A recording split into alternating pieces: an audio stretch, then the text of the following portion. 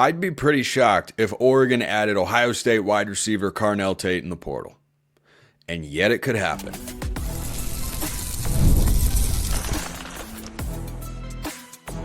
You are Locked On Ducks, your daily podcast on the Oregon Ducks.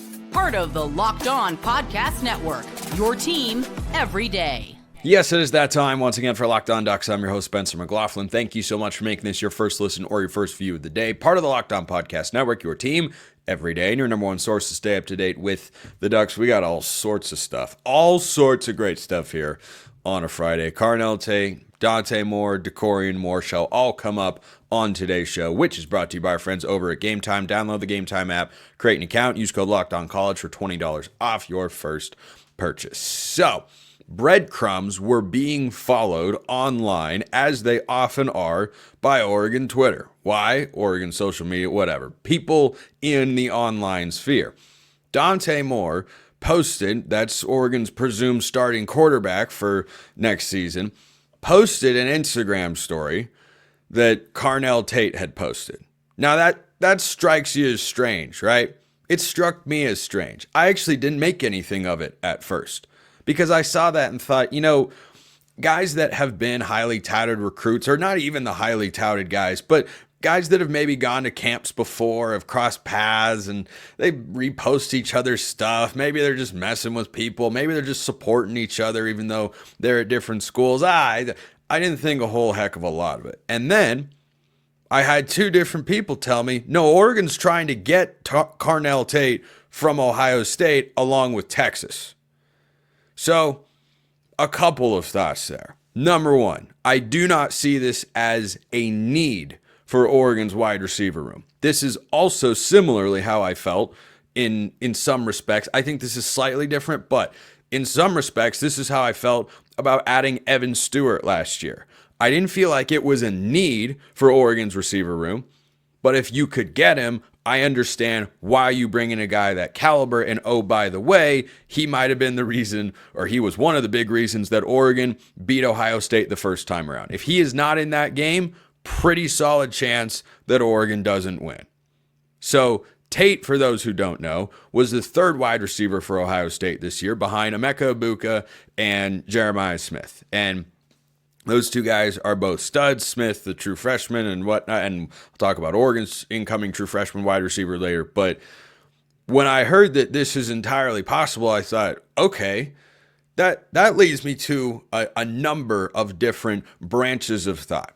Number one was what I just mentioned, not a need. This is not, if Oregon were thinking about adding a veteran linebacker, like if this were Cody Simon from Ohio State that somehow had another year of eligibility, I'd say, yeah, sign me up for that and keep the veteran linebacker depth and don't force the young guys to play such a huge role just yet in, their first, second, or, Mixon's a third year guy. But allow that time to continue to develop rather than playing them before you feel like they're ready. So not a need. Secondly, Carnell Tate's a really talented dude. Really talented guy. By the way, he is not in the transfer portal, just to be clear. As I'm recording this show, he is not officially entered. This is just something that is apparently, according to two different people that I talked to, has an incredibly real possibility of happening. But either Oregon or Texas would have to pull him away from Ohio State, who, as we all know, is not afraid to spend NIL dollars, particularly on player retention. That's a big storyline that I've heard popping up on all sorts of college football shows. Like Joel Klatt has talked about this a lot on his podcast, about how Ohio State, yes, they invest in getting a couple key transfers like Caleb Downs, Quinshad Judkins, and Will Howard, but they really invested a lot of their NIL dollars, which was reportedly in the $20-ish million range, into keeping guys from going to the NFL. And I imagine keeping guys from hitting the transfer portal. So I don't think Ohio State, when they're losing Emeka Egbuka, is just going to roll over and say, fine, we don't need Carnell Tate. We don't want him. No, he's a really, really good wide receiver, maybe the best number 3 guy in all of college football. So that was the next thought. Then my mind went to, well, what would that mean for Oregon's wide receiver room? Certainly it would reignite the debate that might happen on this very show about whether Oregon's adding too many transfers and not giving young guys a chance and doing all of that. I had that thought. Because right now I look at Oregon's wide receiver room, and there are a lot of questions. There's plenty of talent there. There just isn't a ton of experience. But if you added an experienced guy like Carnell Tate, then suddenly you would be in a position where not as many young guys would be relied upon, but perhaps one or two players would say, I don't see a path to playing time on the timeline that, I previously thought, and I'm going to hit the transfer portal. That could absolutely happen. What could also be taking place here is injuries might be more serious than we actually know. Because remember, Dan Lanning has essentially become infamous at this point. He's not the only coach in college football that does this, by the way. There are plenty of other Locked On hosts I talk to who, when I say, Lanning doesn't say anything about injuries, they go, our coach doesn't either. Like that's not an uncommon phenomenon. But there was an injury to Kyler Casper this year, and there have been a couple of different injuries in select spots, one more serious than the other for Jurion Dickey, who are highly touted recruits going into their third and fourth years of college football with the Ducks that are waiting in the wings, right? Those are the young guys that, they're younger relative to, a guy like Emeka Egbuka, I guess, at Ohio State, or, Franklin what left after his third year with the Ducks. So would a guy like that be pushed down because they're all not good enough? Because the staff recruited them and they're blue chip wide receiver prospects and their film looks awesome and whatnot, are none of them good enough? Or are injuries worse than we are being led to believe or know? Because we don't really know what the extent of all of that is. I haven't heard anything to indicate that, the careers, the injuries they suffered have been career enders per se. But if they are worse, or if they're not going to be ready by the time the season rolls around, well, suddenly you might have a bit of a depth chart problem. But you still have guys like Jeremiah McLaughlin in that room. You have Dakorien Moore coming in. You brought in Malik Benson from Florida State. Justice Lowe is coming back. Still seems like there are a lot of options. But I always come back to, however it feels in the moment to potentially add a guy like this that prevents a guy who hasn't gotten a chance to prove himself at Oregon yet from getting that sort of opportunity. You care about it now, and I get it, because I feel the same way. Once the season rolls around, you want the best player possible to be on the field. Period, point blank, end of discussion. Going back to Evan Stewart. Bringing in Evan Stewart likely decreased the number of snaps that Justice Lowe or Kyler Casper saw this year when they were healthy. I don't remember when Casper's injury specifically happened, but Justice Lowe is a guy who was in his third season of college football this past year, and we saw do some really good things and always got a ton of buzz from the guys in that wide receiver room. He would have played more, as he did in the Rose Bowl, if Evan Stewart hadn't come along. Would you rather have not had Evan Stewart and seen Justice Lowe play? It's too simple, and I'm not going to make the connection that I think a lot of people naturally can, which is, well, Evan Stewart didn't play in the Rose Bowl, and he played in the first Ohio State go-around. I think it went far beyond. I don't think Stewart propels Oregon to scoring 35 points in that game against the Buckeyes. I know that he was a big part in the first go-round. That's because the coaching advantage was on Oregon's sideline in Eugene, and it was on Ohio State's sideline in Pasadena. So if you feel like, oh my gosh, they'd just deprive young guys of an opportunity again, would you rather have had Kyler Casper and Justice Lowe going back and forth, or had Evan Stewart for that Ohio State game?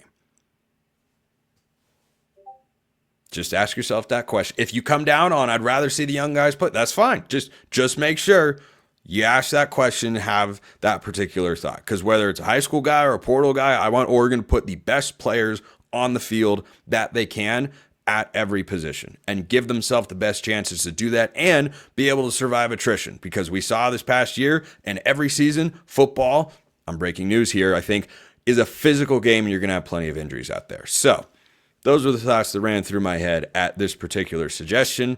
The breadcrumbs were around, and there could be something to it. Maybe it'll be a newsy weekend, or maybe it won't. Let me know your thoughts in the comments below, or hit me up on Twitter at @SMcLaughlinCFB. So, speaking of the guy who would throw Carnell Tate the football, Dante Moore, do you realize what he's going to be playing behind? It's kind of awesome. You know what else is awesome? Game Time. Do you want to go to an event, sporting event, playoff game, anything? Game Time is the place to do it. Game Time has got Game Time picks that filters out the fluff and shows you only the best deals on great seats so you can focus on what matters, being there, wherever there is, wherever you want to go, whatever you want to do, Game Time has got it for you. I've used Game Time myself, and let me tell you, it's easy for someone who's not always technologically or website savvy like myself. I know it's ironic, but it is very true. They give you on-time ticket delivery, their lowest price guarantee, event cancellation protection, job loss protection, everything that you want from a ticketing company. Game Time's got it. Take the guesswork out of buying tickets with Game Time. Download the Game Time app, create an account, use code LOCKEDONCollege for $20 off your first purchase. Terms apply. Again, create an account, redeem code LOCKEDONCOLLEGE. That's LOCKEDONCollege for $20 off. Download Game Time today. Last minute tickets, lowest price guaranteed. All right, it's my favorite time of every show. Mailbag time. YouTube comments, Twitter. You can become a Locked On Ducks insider, get priority access and other perks as well when it comes to the mailbag. This question came from Darkwing Duck 91. That's a cool name. I just want to make it very clear. I like the name Darkwing Duck 91. That's a unique one out there. Bo and Dillon Gabriel had similar physical traits, hard to disagree, and thus, in my opinion, the offense seemed to run a similar style. How will Stein adjust the offense to take advantage of Dante Moore's physical attributes? So, one thing that I think is really good about the Will Stein offense, it is friendly to any type of quarterback. He had, I think, an average size left-handed guy at UTSA when he was the OC before coming over to Oregon, and he was really successful. He comes over, and Bo Nix, most accurate season in the history of college football, Heisman Trophy finalist. Dillon Gabriel, not the same numbers, but still able to succeed. What Will Stein does, whether you like him or not, and I like Will Stein, I'm not saying he had a good day in the Rose Bowl. He definitely did not. But he had a pretty great day, every other game for the most part. No one has a great day every single game, by the way. Just want to throw that out there as well. But I definitely disagree that Bo and Dillon Gabriel had similar physical traits. Bo Nix is bigger with a bigger arm, and he is faster as well. So they are both mobile quarterbacks that have good arms, that are very accurate throwers of the football, which is what Dante Moore can be. But I think Stein's offense can work with any quarterback, really. And I think for Dante Moore, it's a great situation because this has been a high completion percentage offense over the last couple of years. Gabriel and Bo Nix, both in the mid-70s in completion percentage. That is elite. Even if you don't like Will Stein as much as Oregon's offensive coordinator, I think most people understand that he's pretty darn good. That is really impressive to have two different quarterbacks, one of whom is smaller in Dillon Gabriel, one of whom is bigger, one of whom is a first-round draft pick, a quarterback, one of whom may or may not even get drafted this year. I mean, one of the reasons that Dillon Gabriel came back to Oregon is he went to the NFL draft and he got an undrafted free agent grade. He might still be there. Maybe he upped himself a little bit. Usually you do when you have a season like the one he just had. There's the Big Ten Offensive Player of the Year for the Big Ten champion Ducks. Like that doesn't tend to hurt your draft stock. But I don't think there are going to be any changes. I think the offense looks basically the same. Dante Moore is not the runner that either Bo Nix or Dillon Gabriel are, but he's not immobile. He's not Jared Goff in the pocket. So if in a big spot like to ice the Big Ten championship game, they call a design quarterback run, or on the 3rd and 2 against Ohio State when DG ran it in for Oregon's final touchdown in that game. I don't see why Dante Moore can't do that. Now, he's not going to run the ball, 5 to 10 times a game, but if you absolutely had to have it and you like the look of a quarterback run, yeah, Dante Moore can move. He's a pretty sturdy guy. I think he could take a pop or 2 or 3. Hopefully he doesn't have to take too many behind the offensive line, but I don't think there's any adjustment or change for Will Stein with Dante Moore. I think it's you run the same offense and just teach Dante Moore, as he did last year when he was on the sideline, how to execute it as Bo Nix and Dillon Gabriel did. Speaking of what he'll be playing behind along the offensive line, Kyle sent in this question. Can you do a segment on the size of the 2025 offensive line? Haven't paid attention to average offensive line size, but is this incoming offensive line going to be among the biggest in the country? So short answer is yes. it might be the biggest offensive line Oregon's ever had. Now, I'd have to go back and, do a 20-year running total, but here are the heights and weights of the guys that I expect to be Oregon's starting offensive line. Isaiah World, the Nevada transfer, 6'8", 303 pounds. That's pretty big. Alex Harkey, offensive tackle transfer from Texas State, 6'6", 335 pounds. Matthew Bedford, who I suspect will be a starting guard for Oregon, along with Emmanuel Prenon, the transfer from USC. They go 6'6", 315 and 6'5", 320. This is where it's really uncommon to have an offensive line that big.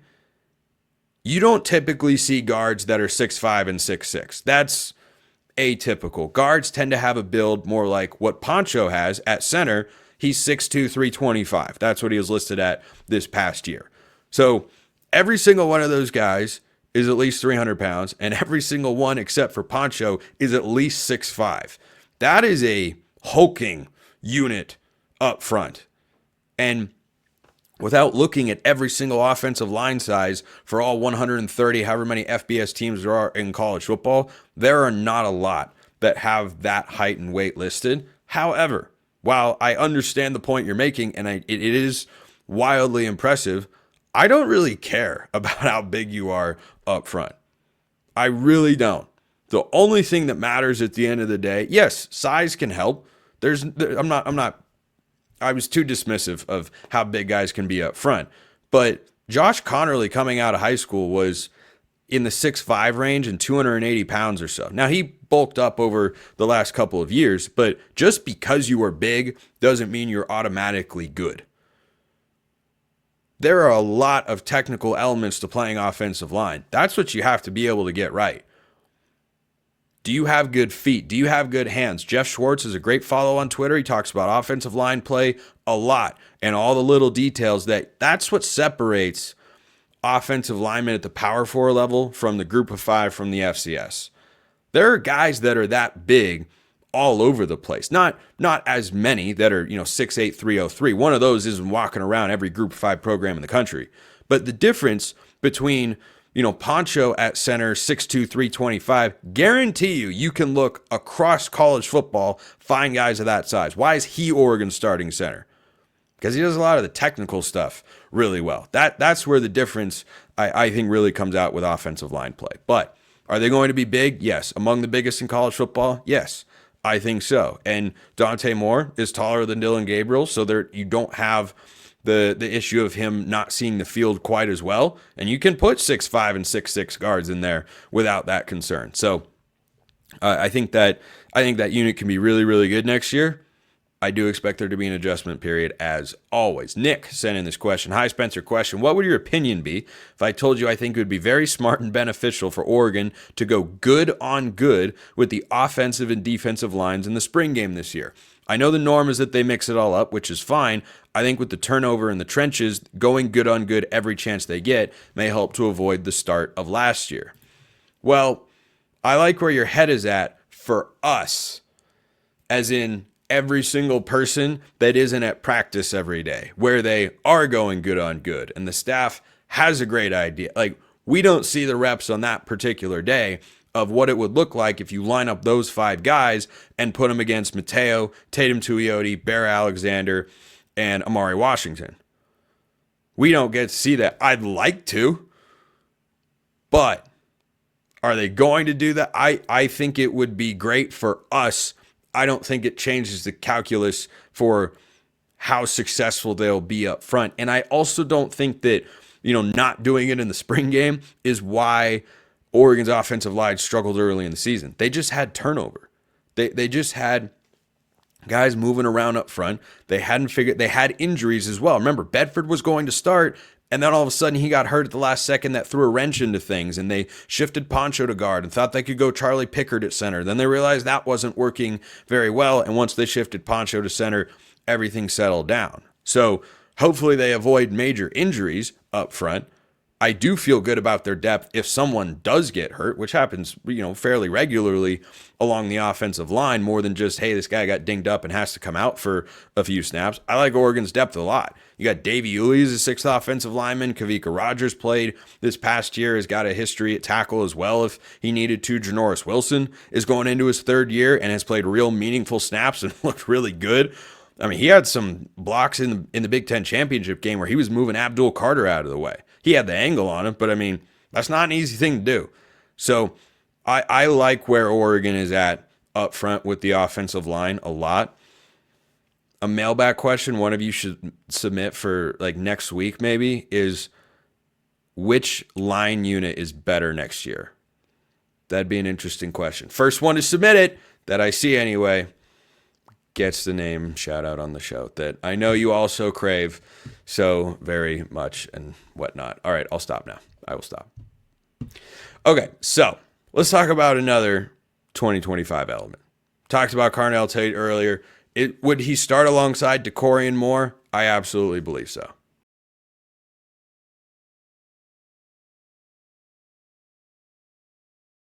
All right, this question came from a Locked On Ducks insider. I feel like it already is, speaking of the wide receiver room.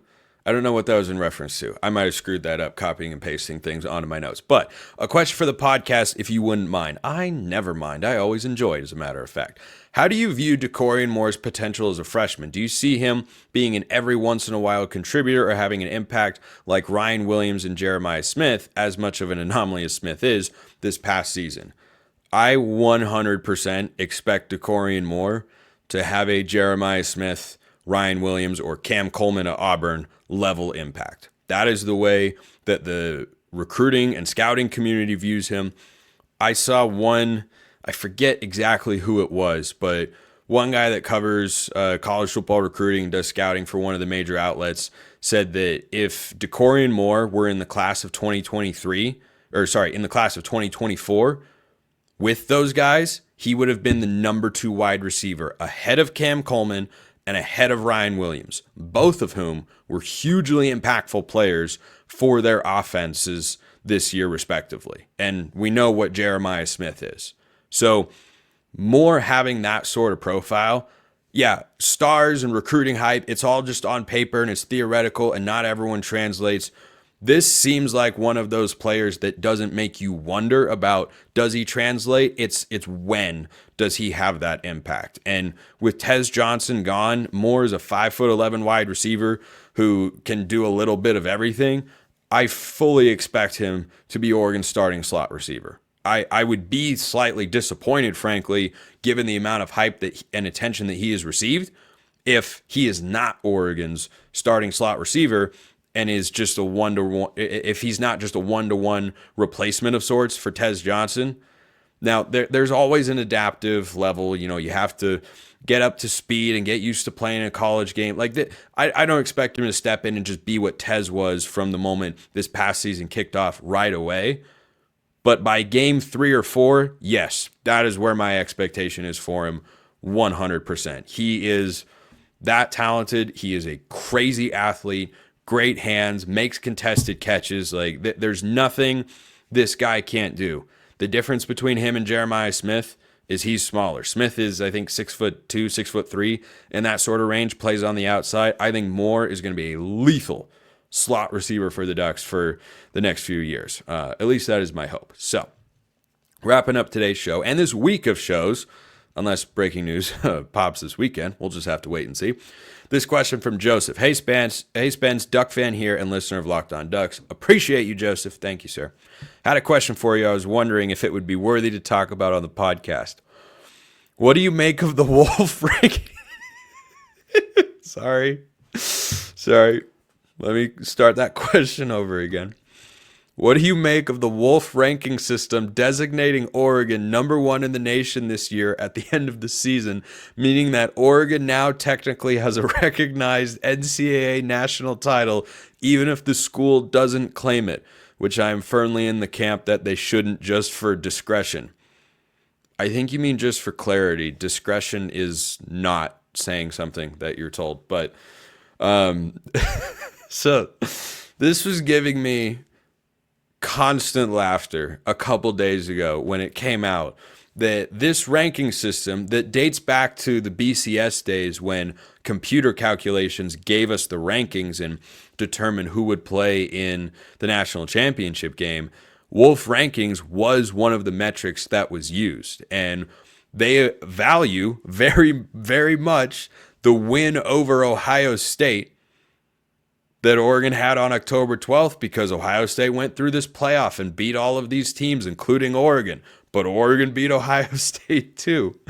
So to answer your question directly, Joseph, I think it's really hilarious because the Twitter content that came out, if you missed it, you missed a good time. Because Oregon Twitter was jumping all over it, and there were way too many Husky and USC fans taking tweets seriously about Oregon claiming this is a national championship, because obviously it's not. Like, we all know and understand that. It's just it was a good time.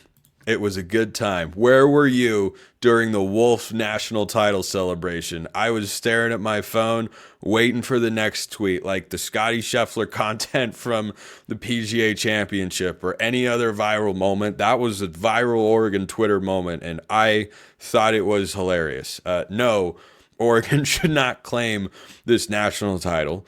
The jabs that you can give to Washington fans are numerous and should be done from now until the end of time, until said Washington fan realizes you're kidding, of course, because no, this is not a real national championship.